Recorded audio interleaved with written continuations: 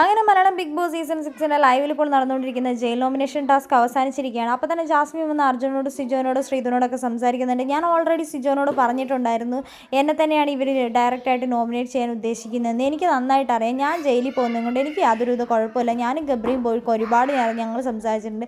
പിന്നെ ഞാൻ ജിൻഡോ ചേട്ടൻ്റെ കൂടെ പോയിട്ടുണ്ട്. എനിക്ക് യാതൊരുവിധ പ്രശ്നമില്ല. പക്ഷേ ഇവരൊക്കെ പറയുന്ന കാരണങ്ങളാണ് എനിക്കിത് ഉൾക്കൊള്ളാൻ പറ്റാത്തത്. ഇവർ നല്ല കാരണങ്ങളൊന്നും പറയാതെയാണ് ചെയ്യുന്നതെന്ന് പറയുന്നുണ്ട്.